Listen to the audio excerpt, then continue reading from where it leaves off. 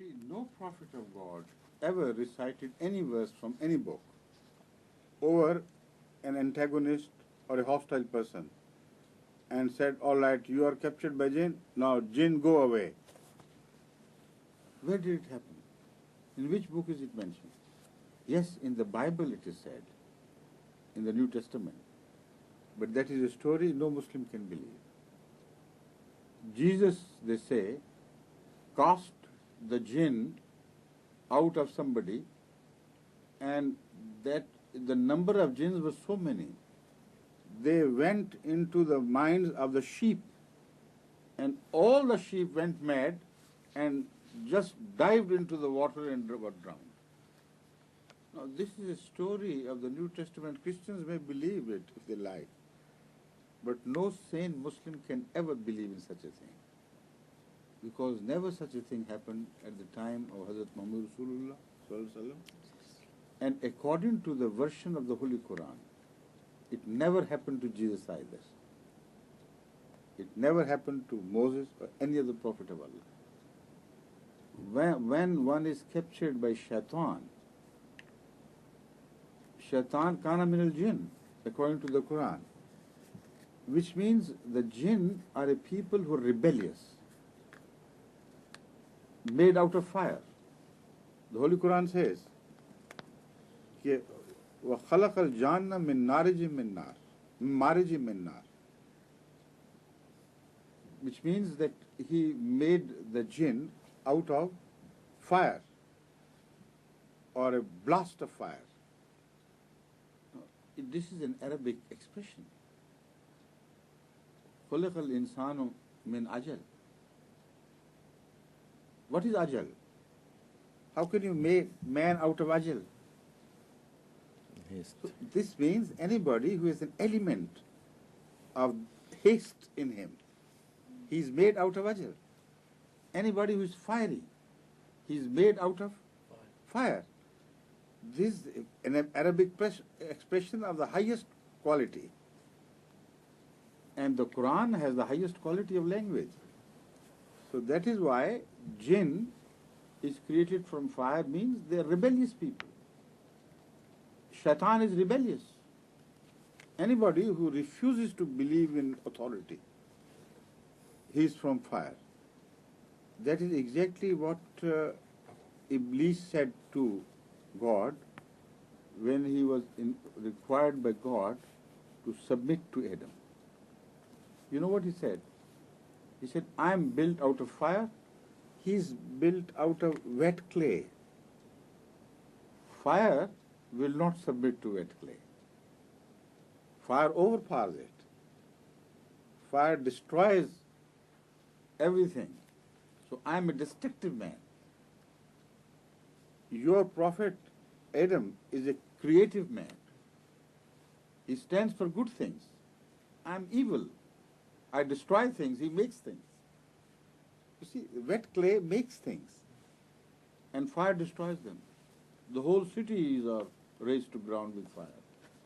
So he said, this is my nature, how can you expect me to bow to him? I said, all right, go away. But you're wrong when you say you will conquer the people of clay. When they submit to me, then they will reach beyond they'll go beyond your reach. You'll never be able to destroy them. This is what we read from the Quran. And Hazrat Muhammad Rasulullah sallallahu alaihi wasallam understood the Quran more than anyone, any human being can ever claim. Correct?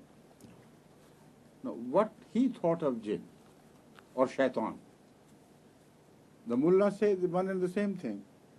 Kana min al-jinn, so shaitan was a jinn. Right or wrong? Right. He was a jinn.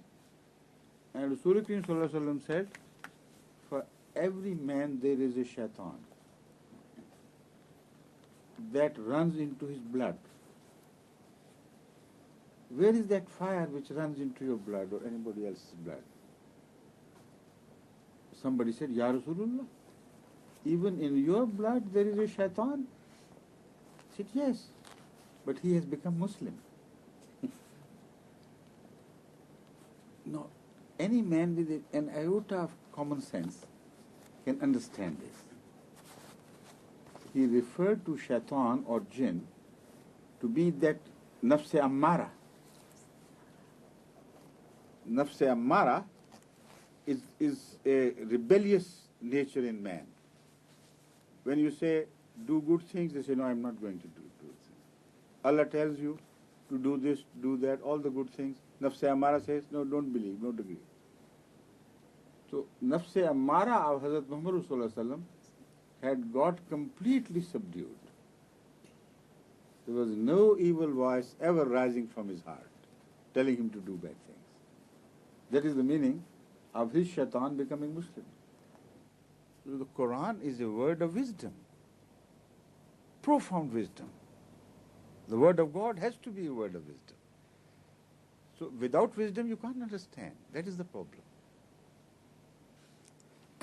The ulama also refer to the period of Hazrat Dawood and Hazrat Sulaiman and draw their authority from what we find about the jinn having been captivated by Hazrat Dawood and Hazrat Sulaiman. Correct? Now, what did they do? They did very hard works for them. Masaniya kathira. And they built heavy industry out of this jinn in the Quran. Correct? So if they draw their authority from the Quran and they know how to do it, they should build some industry in Arabia. What are they doing there? Poor people, backward people of desert and other countries, those Arab countries which have some oil, all right, they are better off. But what about those who do not have any oil? These ulama should have the same jinn employed by Hazrat Dawood and Sulaiman and do some industrial work there. They can't. Which means they don't understand. While the Holy Quran gives enough clues for us to understand. But if you don't have wisdom, you can't do anything, unfortunately.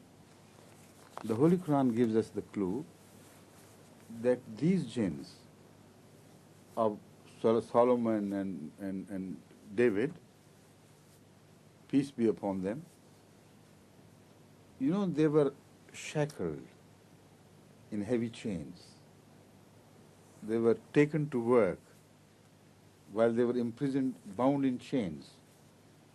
It doesn't say they were bound in verses of the Bible or any of the other divine words. Have you ever read that in the Quran?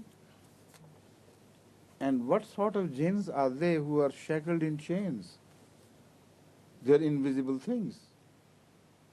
They pass through the stone and walls and the metal. How could chains of iron hold them together? Only verses of the Quran, according to these ulama, could hold them together. And no verses are mentioned in the Quran. The Quran doesn't know that there are such verses. They know. Imagine. The Quran doesn't know that there are some verses which can bind jinns. The ulama know that there are some verses. So when you speak of the jinns of the Solomon and David, the Holy Quran says they were bound in heavy chains, which means they are hardy, sturdy people. They were rebellious people who had been enslaved by the power of Hazrat Dawood and Hazrat Sulaiman alayhimus salam. With the grace of Allah, it was God who had given him power to conquer these people. Now, this is an old custom of those days.